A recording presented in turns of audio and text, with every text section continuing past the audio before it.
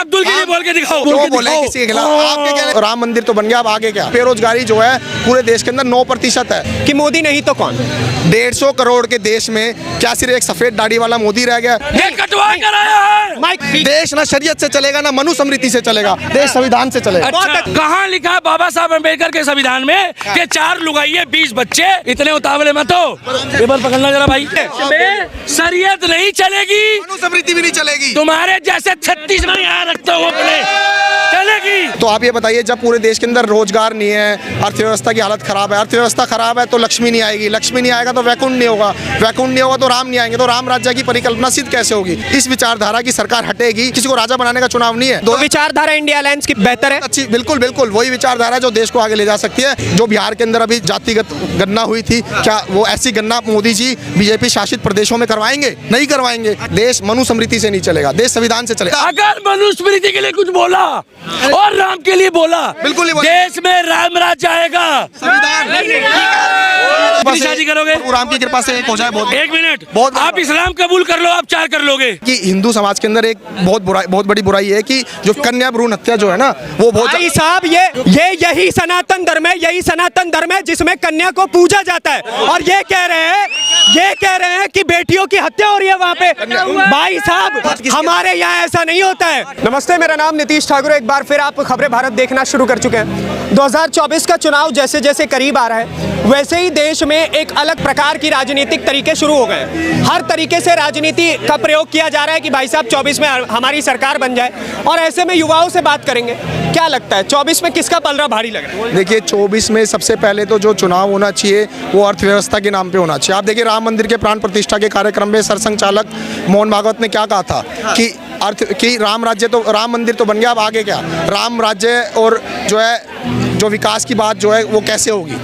तो आप ये बताइए, जब पूरे देश के अंदर रोजगार नहीं है, अर्थव्यवस्था की हालत खराब है, अर्थव्यवस्था खराब है तो लक्ष्मी नहीं आएगी, लक्ष्मी नहीं आएगा तो वैकुंठ नहीं होगा, वैकुंठ नहीं होगा तो राम नहीं आएंगे, तो राम राज्य की परिकल्पना सिद्ध कैसे होगी? आप ये देखिए, बेरोजगारी जो है पूरे देश के अंदर 9% है, सबसे हाईएस्ट बेरोजगारी 57 सालों में है। आप ये देखिए, जीडीपी पे ये डाटा झूठ बोल रहे हैं, 4% के करीब जीडीपी चल रहा है, फिस्कल डेफिसिट बढ़ा हुआ है, पॉवर्टी इंडेक्स में इंडिया की रैंक देख लो, हंगर इंडेक्स में देख लो। तो मोदी सरकार ने बेड़ा गर्क करा है, इस सरकार को जाना चाहिए। एक सवाल मैं पूछना चाहता हूँ कि जैसे अभी आपने हंगर इंडेक्स की बात करी, मैं बाकी सवालों के आपको बिल्कुल सही ठहरा सकता हूं, लेकिन मुझे हंगर इंडेक्स के बारे में बताइए। उसी हंगर इंडेक्स में पाकिस्तान जो है वो हमसे ऊपर दिखाया गया है और हिंदुस्तान नीचे, तो ये पैमाना आपको किस हद तक से? हंगर इंडेक्स को यूट्यूबर ने नहीं दिया, हंगर इंडेक्स दिया यूनाइटेड नेशन ऑर्गेनाइजेशन के साथ 2 संस्थाएं, कंसर्न वर्ल्ड वाइड और एक और संस्था है जो 1962 से जुड़ी हुई है, जिनका लक्ष्य है कि 2030 तक हंगर इंडेक्स लोगों का सुधारना, मतलब देश का सुधारना। हंगर इंडेक्स के अंदर क्राइटेरिया क्या होता है? इन्फेंट मोर्टेलिटी रेट होता है, child weight under the age of 3 to 5 होता है, चाइल्ड नरिशमेंट होता है। तो इस तरह के जो क्राइटेरिया, इसमें जो क्राइटेरिया के अंदर इंडिया की रैंक पाकिस्तान से खराब है।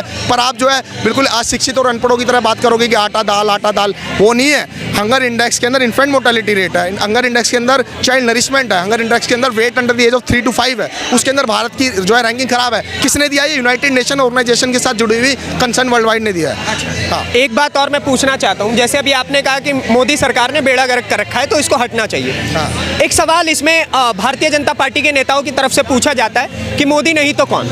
150 करोड़ के देश में क्या सिर्फ एक सफेद दाढ़ी वाला मोदी रह गया? भैया ये बताओ, जब 2004 का चुनाव हुआ था तो किसी को नहीं पता था कि मनमोहन सिंह प्रधानमंत्री बनेंगे, पर रातों रात एक अर्थशास्त्री आ गया, मतलब रातों रात तो नहीं, मतलब एकदम से एक नाम सामने आ गया। तो जब ये सरकार हटेगी तो अभी भी भारत के अंदर सक्षम नेतृत्व है, भारत माता जैसे पैदा कर सकती है, भारत माता महात्मा गांधी और जवाहरलाल जैसे बिल्कुल जैसे एक अच्छे अर्थशास्त्री को आना चाहिए, चाहे वो रघुराम राजन हो, अमर्त्य सेन हो, और भी बहुत सारे जो अच्छे अर्थशास्त्री हैं उनको आना चाहिए, ना कि किसी राजनेता को। मेरा ये मानना है। लेकिन वो लोग तो 2024 के चुनाव की तैयारी कर नहीं रहे हैं। कोई पार्टी उनको, जैसे कांग्रेस के ही एग्जांपल ले लेते हैं क्योंकि विपक्ष में वही सबसे बड़ी पार्टी है, तो वो तो खड़े होकर के ये नहीं कह रहे हैं कि भाई साहब हम खड़गे को नहीं लाएंगे या फिर मैं नहीं बनूंगा प्रधानमंत्री। वो तो ऐसा तो कह नहीं रही है कि भाई साहब रघुराम राजन को प्रधानमंत्री बना दो। क्या आपको पता है 2004 का जब चुनाव था तो मनमोहन सिंह ने चुनाव नहीं लड़ा था? मनमोहन सिंह, लेकिन इस बार खड़गे चुनाव लड़ रहे हैं। ये तो सही, मेरी बात तो सुनिए। इस बार खड़गे चुनाव लड़ रहे हैं कि नहीं, पहले मुझे बताइए। मेरी पूरी बात। उन्हीं एक सेकंड भाई साहब, साहब, उन्हीं के फेस पे चुनाव लड़ा जा रहा है। नहीं, पहले मेरी पूरी बात सुनिए। पूरी बात 2004 में मनमोहन सिंह भी प्रधानमंत्री कैंडिडेट नहीं थे ना, उन्होंने चुनाव लड़ा था 2004 का, वो राज्यसभा से आए थे। तो जब जो है इस विचारधारा की सरकार हटेगी और एक सही धर्मनिरपेक्ष अर्थव्यवस्था को मजबूत करने वाली और सबको एक साथ लेके चलने वाली विचारधारा आएगी, तो एक अच्छा नेतृत्व, एक अच्छा चेहरा भी आपके सामने आ जाएगा। देखिए, खड़गे बहुत अच्छे नेता हैं, उनकी अपनी एक राजनीतिक पैठ है, पर मेरा व्यक्तिगत मानना यह है कि एक अच्छे अर्थशास्त्री को आना चाहिए।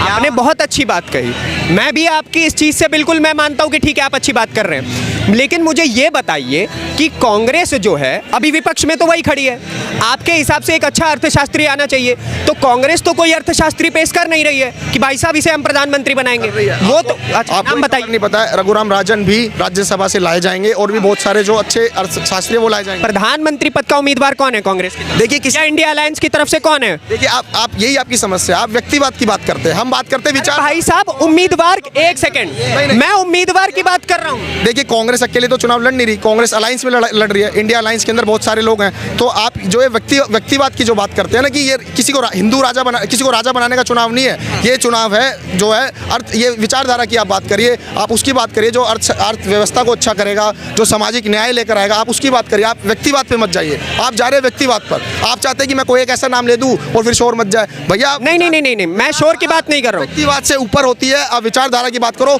चुनाव जब तो विचारधारा इंडिया अलायंस की बेहतर है, अच्छी, बिल्कुल वही विचारधारा जो देश को आगे ले जा सकती है। मोदी की सांप्रदायिक, जातिवादी, वैमनस्यपूर्ण जो विचारधारा है, उसने देश का जातिवादी भी है, धर्म। कैसे जातिवादी, कैसे कोई एक बयान कोट कीजिए। देखिए, जातिवाद की आप जो बिहार के अंदर अभी जातिगत गणना हुई थी, क्या वो ऐसी गणना मोदी जी बीजेपी शासित प्रदेशों में करवाएंगे? नहीं करवाएंगे। क्यों नहीं करवाएंगे? अच्छा, एक फैक्टफुल सवाल पूछना चाहूंगा। जातिवादी विचारधारा नरेंद्र मोदी की है और जातिवाद की राजनीति कर कौन रहा है?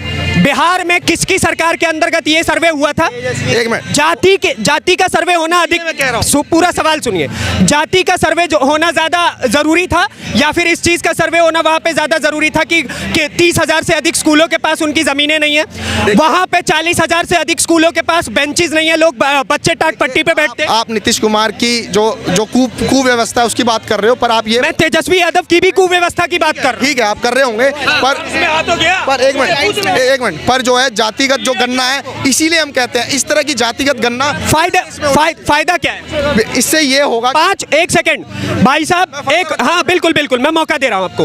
5 फायदे ये भाई साहब मुझे जातिगत जनगणना के यहाँ पे खड़े होकर के बताने वाले, ठीक है? गौर से सुनेगा हर कोई, ठीक है? 5 जातिगत जनगणना के फायदे बताइए। 5 मैं फायदा आपको बता रहा हूँ। जातिगत व्यवस्था का फायदा ये है कि अभी जो है पहले तो जो ये डिस्प्यूट हो रहे हैं ना, जो जातियों के बीच में डिस्प्यूट हो रहे हैं कि हरियाणा में जाट आरक्षण की मांग कर रहे हैं, गुजरात में पटेल उसकी मांग कर रहे हैं, तो पहली बात तो जब ये जातिगत गणना होगी तो उससे ये स्पष्ट हो जाएगा कि कौन से ऐसे लोग हैं जिनको सामाजिक न्याय नहीं मिला है, कौन से ऐसे लोग हैं जिनको जो है आर्थिक न्याय नहीं मिला है। जब ये गणना होगी तभी तो मेरे भाई पता चलेगा। ये पता करने के लिए जातिगत गणना करना बहुत आवश्यक है। इससे जो है देश और समाज की जो पिक्चर है वो सबके सामने आएगी। उसके बाद मंडल कमीशन की आप बात करिए। नहीं, पहले अब मेरी बात तो सुनिए भाई साहब, मौका दे रहा हूं आपको। नहीं, मौका सुन लीजिए, बात सुन लीजिए। ये भाई साहब कह रहे हैं कि जातिगत जनगणना करवाने से फायदा ये होगा कि कौन सी जाति कमजोर है ये इससे पता लगेगा। भाई साहब आप, हाँ, आर्थिक और सामाजिक न्याय किसको नहीं मिला है? भाई साहब, आर्थिक न्याय का सर्वे जातिवाद के अनुसार हो सकता है या फिर एक ब्राह्मण का बच्चा गरीब नहीं हो सकता? ये बताइए मुझे। क्या एक राजपूत का बच्चा गरीब नहीं हो सकता है? इनको जवाब देने के लिए आप ही बहुत अच्छे हो वैसे तो, बाय द वे। ये क्या बनिया का बच्चा गरीब नहीं हो सकता है? क्या ब्राह्मण के बच्चे सरकारी स्कूलों में नहीं जाते हैं? क्या उनके घर पे 2 वक्त की रोटी की कमी नहीं हो सकती है? इसलिए तो मैं कह रहा हूँ कि सब तस्वीर साफ हो जाएगी। आप साफ होने चाहिए। आप नहीं, 1 सेकंड सुनिए, ये भाई सुनिए संवैधानिक न्याय की भी तो आवश्यकता। आप 1 सेकंड, अरे नहीं सुनिए पहले पूरी बात। देश मनुस्मृति से नहीं चलेगा, देश संविधान से चलेगा। आप मेरी बात सुनिए, मेरी बात। अब चलिए चाहे अब ये बात करें सब, मैं यहीं आ रहा था। देश चलेगा संविधान से, संविधान से थुकी हुई बिरयानी खाते हैं भिमटा वाले, उसके पहले सुन लो ना ना ना ना ना ना ना ये देखो ये देखो ये देखो ना ना अगर तुम्हारे को कसम होगी ना गलत गलत गलत गलत गलत या तो बोलो मेरा मोह मोह हो गया या तो बोलो मेरा मोह मोह हो गया।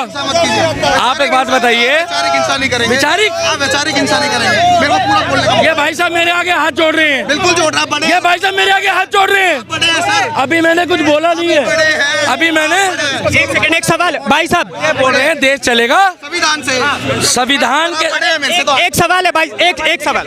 संवैधानिक तौर पे ही कल बुलडोजर चल रहा था वहाँ पे तो वो बाबा साहब अम्बेडकर के आंखों में कितने आंसू आए होते हैं जब एक मुस्लिम कहता है कि मैं शरीयत से चलूंगा। सुन लो मगर तलाक तलाक तलाक अभी पहले सुन लो इतना उतावले मत हो इंडियन एलाइंस में पूरा बोलने का मौका देना ये आपसे आपसे विनती है पूरा मौका देंगे, पूरा आप मुझे अपनी बात रखने का मौका दें आप पूरा हाथ भी जोड़ रहे हो इज्जत भी जोड़ रहे हो। बड़े हैं सर आप बड़े हैं मैंने आपसे